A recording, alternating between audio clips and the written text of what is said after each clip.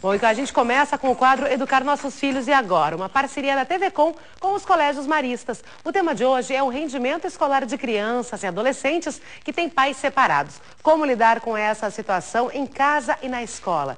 E para responder, recebemos a orientadora educacional do Marista Assunção, a Luciane Bernardes da Silva, que está aqui conosco, e também a editora de ensino do Grupo RBS, Ângela Ravazolo.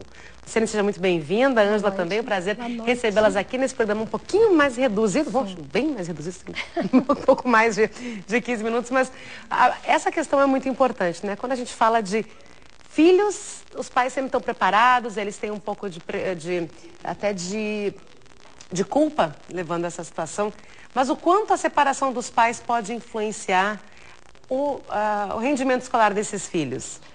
A separação realmente ela pode influenciar, né, de forma negativa se os pais não tiverem esse momento assim bem construído, né? A gente acaba tendo que fazer na escola uma mediação deste momento. É um momento difícil para o estudante, sim, é um momento crítico, né, em que ele tem que lidar com uma nova realidade de vida e nós precisamos muitas vezes mediar isso com os professores e com as famílias. Luciane, às vezes os pais dentro de casa já divergem, assim, vivendo juntos, em harmonia, enfim, já tem diferenças em relação a como educar ou mesmo como levar o ritmo escolar. Como é que se administra isso com pais separados? A gente pensa e a gente sempre conversa lá na escola que é importante que os pais tenham, procurem ter uma mesma linha de raciocínio e de combinações. O que acontece é que às vezes isso é um pouco complicado, porque as emoções familiares, elas ficam tanto quanto alteradas, né? E em função de sentimento de perda, de que às vezes a separação é legal para um, mas não é para outro. Então isso acaba às vezes interferindo negativamente na forma como esses pais lidam com a separação. Os estudantes conseguem dar conta desde que haja uma parceria legal e em muitos momentos isso é possível. Assim, a gente vê situações em que os pais se separam e conseguem manter o seu papel de pai e mãe. Mas para isso de forma preciso positiva. Um trabalho conjunto dos pais, quer dizer, já é quando vivem juntos já é necessário, né? Já é difícil também, já né? É complicado, né?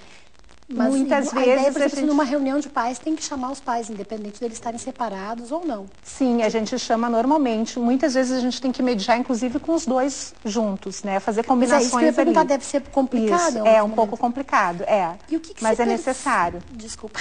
O que se percebe, assim, por exemplo, no desempenho dos alunos, assim, crianças, adolescentes?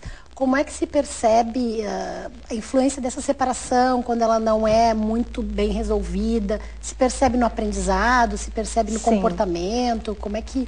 Sim, as crianças em geral elas têm um sentimento de culpa em relação a isso. Se isso não é bem colocado para elas, o que acontece? Elas se sentem como se tivessem alguma responsabilidade na separação. Então, meus pais estão se separando por minha causa. Né? Então, isso tem que ser muito bem trabalhado e conversado com as crianças. Mas no aprendizado... Assim, e no aprendizado, a criança fica mais ansiosa, apresenta alguma demanda de sala de aula que não consegue ter atenção. Então, isso também tem que ser olhado e a gente tem que conversar isso com as professoras também. Pois é, isso é interessante, né? Porque quando uma família se separa, normalmente não pensa em levar essa informação para fora do grupo, né?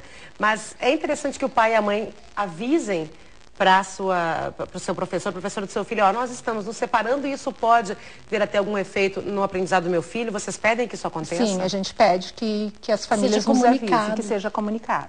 Isso facilita a vida do professor? Facilita, porque a criança a gente consegue compreender melhor os comportamentos que ela vai atuar em sala de aula, né? Não que a gente vá desresponsabilizá-la em função de sentir uma pena, enfim, não é isso, mas vai dar elementos para que a professora possa estabelecer estratégias para ver, para conversar com essa família, às vezes uma conversa, e isso é muito pontual, a gente chama, conversa com os pais, faz alguns acordos bem práticos mesmo, assim, quando vai para a casa do pai, o pai vai supervisionar o tema.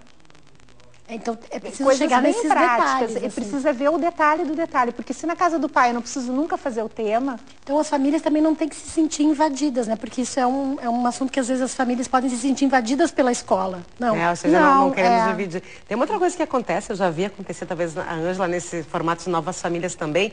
Pai e mãe separaram, fizeram uma nova família e os filhos agregados acabam estudando na mesma escola, ou seja, o filho do pai com o filho da namorada do pai estão por lá também. Como é que se lida com isso, hein? Isso é bem tranquilo, assim, a gente tem bastante situações assim que... Os novos irmãos. Os novos irmãos, na verdade, às vezes não tem laços de sangue, mas tem laços, né, são os meus e os teus, mais ou menos isso, né? Isso é bem tranquilo, as crianças encaram isso de uma forma bem positiva, desde que haja em casa conversa, diálogo, né, e que isso fique claro. Existe alguma faixa etária que costuma sofrer um pouquinho mais, a criança menor, na fase da alfabetização, ou adolescente? Assim, existe alguma faixa etária mais suscetível? Olha, assim? até os 6 anos é bastante complicado. Né? Nessa fase ali, de 4 a 6 anos, é uma fase bastante complicada. E aí a atenção, nesse caso do diálogo, tem que ser maior. Tem que ser maior. Muitas vezes também é importante que a família busque um outro recurso que não só a escola, que busque também o apoio de algum profissional especializado, de uma psicóloga, enfim, de alguém que possa estar auxiliando também. Bom, muito obrigada pelas informações, por essa conversa importante. Obrigada, Ângela. Obrigada, Luciane, também.